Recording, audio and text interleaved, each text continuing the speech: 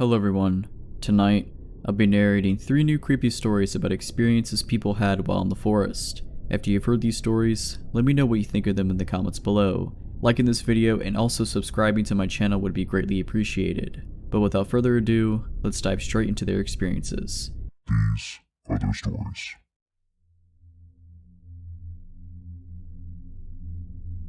I grew up in the South. Tons and tons of beautiful places to see that haven't been taken over by concrete yet. It's nice. But along with that, it's pretty boring. Being a teenager and wanting to go out and have fun led to mostly improvising with your buddies and hoping something good will come out of the night. There wasn't really a local spot to go hang out like a club or a cool bar, and the places that were close to this was boring because you did them so many times. Something that I found a ton of enjoyment in as a teen was just cruising around super late at night listening to music. I would fill my gas tank up, grab something to drink, and I would just take off driving around until the sun came up. It was a way for me to just clear my mind and relax. Those country back roads were always fun to drive down at 2 a.m. I was out of school and I remember it being a comfortable chill night. This was around July or August. I was cruising around like I always did and was completely worry-free. I had music blaring and I was in my zone. I decided to head down to a park just out of boredom. This particular park is at the very end of a long stretch of desolate country road, but it is a really pretty drive because of that. It's a normal paved road, but there is really nothing on it after a certain point. The entire road takes about 20 minutes to drive down to get to the park, and after about 10 minutes into the drive, the houses start to get spread out further and further to becoming no houses and just road leading into the park. The park isn't open for camping or anything. It's mostly just a lot of land with walking trails and biking trails set up through miles of woods. So obviously at around 3 a.m. in the morning, it's pretty dead. I made it there and just did a slow normal little loop around drive of the park. The night before it stormed very badly. So badly, I remember my parents and I had to take shelter because of the threat of the tornado touchdown. There ended up being no tornado, but the storms were pretty rough. Because of this, I came up on a fallen tree in the road that looped around to the exit of the park that must have happened because of the storm. I know for a fact that there was no way I could have gotten over it in my car, obviously.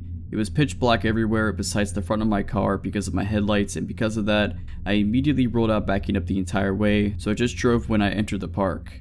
On this spot on the road there was flat land on each side of me. I figured that it would make the most sense to just back up in the grass beside me, just a little, and then drive back the way I came. It was a one-way loop around the park, but I wasn't really worried about going out the wrong way since it was so late. So I started to back up off the road so I could get my car turned around. All was good until I went to pull back up on the road. I totally didn't take into account about how wet the grass was and the amount of mud. My car went absolutely nowhere. My back tires were completely stuck and were spinning in place as I was trying to floor the gas pedal. I started to become pretty scared at this point. Not the most ideal situation to be in. I immediately take my cell phone out of my pocket and saw that I had service. Super huge feeling of relief. I called my parents and told them what happened and where I was. They were pretty pissed at me but said they will pay for a tow truck to come and get me out. My parents both drove small 4-door sedans and they would have just been zero help in the situation. I was about 45 minutes away from my house and the rest of human civilization, so I realized that I would be stuck out there for at least an hour before someone was able to get me. Freaky feeling, but I tried getting out of my head and just continued to listen to music and be on my phone in the car while I waited. Not really much more I could do. After I kind of calmed down from the initial anger I had, I started to check out my surroundings. I didn't even notice at first because of everything was going on, but in front of my car's placement was a field that was full of the most amount of deer I think I've ever seen at once. There legitimately must have been 40 deer in this field just walking around and eating the grass. The field wasn't directly in front of my car, but if I was to go get out and throw a rock in that direction, I would have easily been able to hit one of them. So if I was to guess, they were probably 30 yards out. This didn't really help with the creepy level going on. Looking out in front of your car and seeing 80 eye reflections staring back at you is a bit of an alarming feeling overall, but I was relieved it was just a field of deer. I watched them for a little bit, but I was quickly over it and started to just browse through my social media apps while waiting. They seemed to have just been over it quicker than I was because they all went back to walking around and eating once they figured out that I wasn't going to attack them or anything. After browsing my phone for about 15 minutes, I finally get a call back from my parents letting me know that a tow truck guy is on the way and about an hour and a half away from my location. Still to this day, I remember hearing that and having the thought, you've got to be kidding me. I understood that me and only me was the reason I was in the situation I was in, so I couldn't really be mad at anyone else. But that was very obviously not what I wanted to hear. I decided that the smartest thing for me to do was just make sure my doors were all locked, lay back in my seat, and take a nap to pass time quick, so that's what I did. So I wake up about 45 minutes later to the feeling of being watched. I sit up and immediately check my surroundings and see nothing. I looked through my car very quickly for any sort of weapon and found a pocket knife. I was very scared. Even though I saw and heard absolutely nothing, that feeling is terrifying. I was shocked to see that the field of deer in front of me was still full of deer. I called my parents back to see if they heard any kind of update from the tow truck dude. I decided not to mention the feeling I was having because I didn't want them to worry anymore, and I also knew that it was literally nothing more than a feeling I had, and had nothing to back it up why I was feeling that way other than just being spooked out in general. No update from the tow truck guy, so we all assumed everything was still the same on his end. I looked up from the phone and immediately went from 0 to 100 in panic mode. The deer in front of me were all completely perked up, staring in the same direction right of them. Let me remind you that there are around 40 deer in this field. Every single one of them were stopped dead in their tracks, standing completely still, looking at something. I put my high beams on and stared, waiting for absolutely anything to happen at all. Nothing. I tapped my horn real quick. They didn't even budge or look my way. They were all so completely glued to what was by them. The way the tree line was, I couldn't see that far over in the field.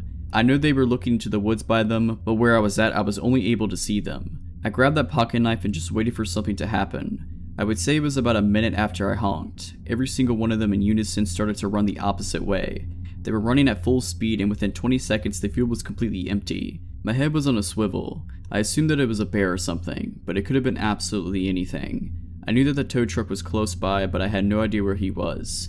I began to shake because of my nerves and just looked around to make sure nothing was by me, and focusing on the field in front of me, sitting in complete silence and darkness in the middle of nowhere. 15 of the longest minutes of my life go by, and I start to see the lights break through the tree line on the road. As it gets closer, I see it's the tow truck guy. He gets up to me and I jump out of my car and immediately ask him if he has a gun on him.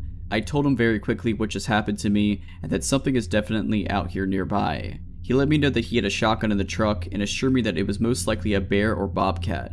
The tree was small enough for him to sort of bulldoze it out the way with his truck, and then he attached my car to his and pulled me out of the spot I was stuck in. The whole time he was doing his thing, I still had my eyes glued out in that field waiting for something. He was completely done with everything in about 15 minutes, and he told me to follow his truck out of there and onto the main road again. I got in my car and was ready more than anything to get the heck out of that park. We started to drive away from the spot I was in, and I still had my head on a swivel, completely shook up. As we were driving away, I looked in my rearview mirror. We were down the park road just a tiny bit, but I could still see the spot I was stuck in partially lit up from the vehicle's lights in the moon. I watched in my rearview mirror a man come out of the tree line behind where my car was and walk into the middle of the road and watched us drive away. I couldn't see any sort of details like what he looked like or even necessarily what he was wearing. The feeling that I felt driving away from that spot, knowing he was right there the whole time watching me. He might have even came up to my window as I was sleeping and watched me as I slept. The entire time we were driving off, as long as I could see him, he didn't move, just watched us in the road. The second that we finally got out of the park and was able to get on a 2-lane road again, I flew past the tow truck driver and did nothing below 70 miles per hour the entire way home. I flew through stop signs and stoplights. The only thing on my mind was making it home. I got home, ran inside, very quickly acknowledged my parents and said sorry and thank you, and went to my room. I was searching for any sort of records of things happening in that area, escaped convicts, similar stories, etc. I couldn't find anything. I never went back to that park, and I will never do one of those late night cruises ever again.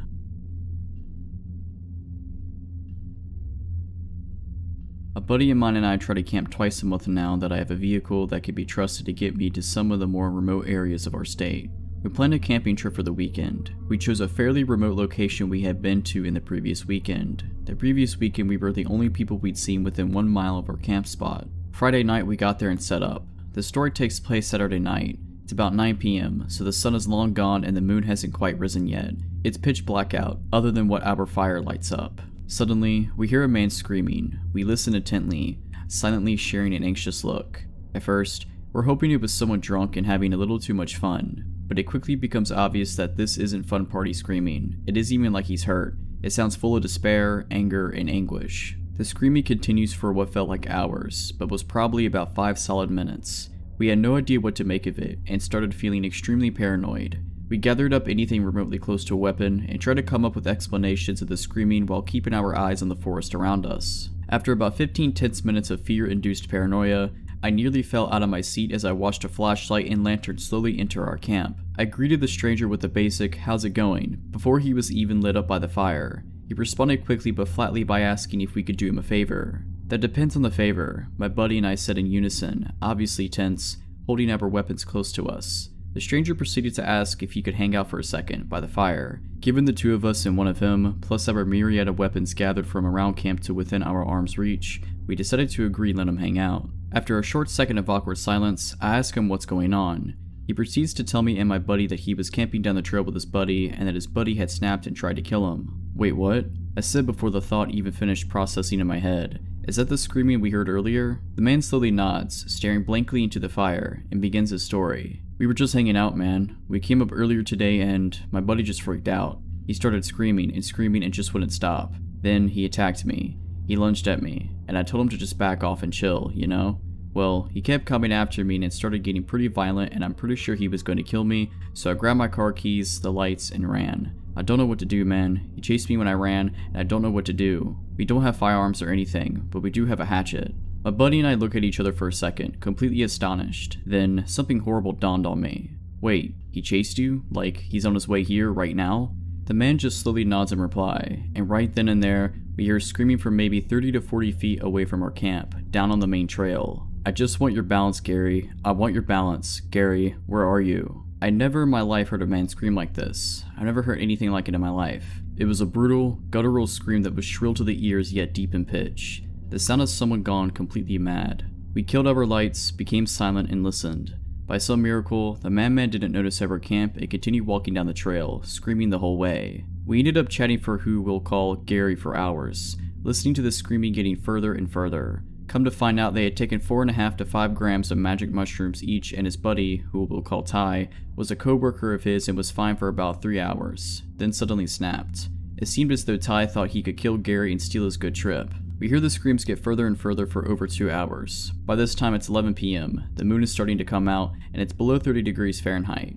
Ty had no jacket or flashlight according to Gary. My buddy and I are way too drunk to drive out of camp to get cell service, as it was snowy and icy and required 2 to 3 miles of highway driving after getting off the trail, and Gary was still lightly feeling the effects of weed and mushrooms, so he couldn't drive either. We had to make the decision to let the guy wonder, hope he sobered up, and could find his way back. He did, right to our camp. We hear yelling about an hour of no screams later, maybe 30 to 50 feet from our camp again. Hey, help, please help me, I'm lost. And we could tell the man's walking from the woods into our camp. We tell Gary to hide just in case, and greet the man with me carrying my 12-gauge shotgun with our flashlights on our brightest settings in his face. He was about 6'2". We talked to him, decided he was calm enough to walk with, and walked him back to his camp. He seemed really remorseful, said he blacked out and didn't remember anything, and had a falling out with his buddy. We escorted him back to his camp down the trail, returned and told Gary that Ty seemed cool, and if anything else happened to scream and come running. We would come out and help him out. Hopefully me and my friend never get to hear screams like that again.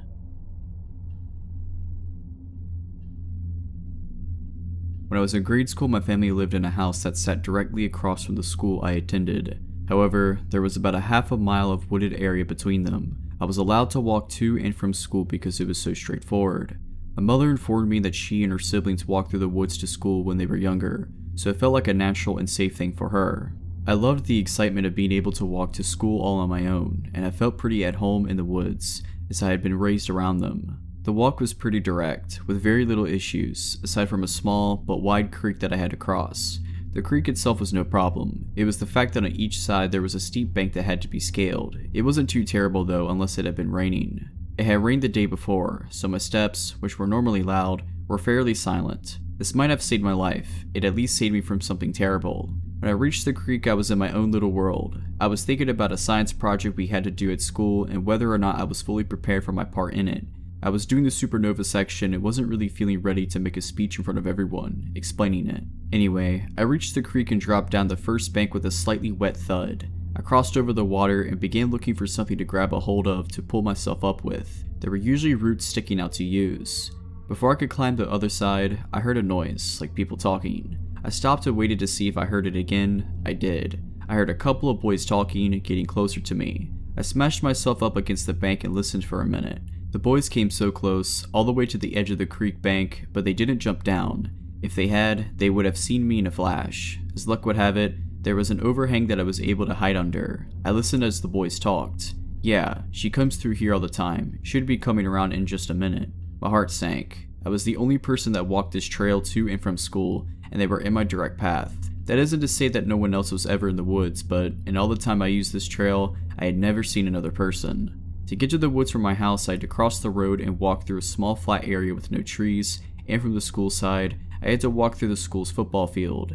Anyone from either side could have seen me going in or out of the woods easily. I stood plastered to the wall of mud, waiting for them to catch me, but they watched around a little bit, smoked a couple of cigarettes, and started getting frustrated. "Where is she, man? You said she would be here, so where is she? Maybe she isn't coming to school today. Anyway, we gotta go or we're gonna miss our bus." The high schoolers caught their bus to the high school at the elementary school. This told me two things. One, they were obviously in high school and much older than me. And two, they had some seriously bad intentions towards me. I heard them leaving, but I didn't dare move. I waited a good 30 minutes or so before I darted out of the creek bed and toward home. I will never know exactly what those two boys had planned to do to me that day, and I'm not sure if I want to.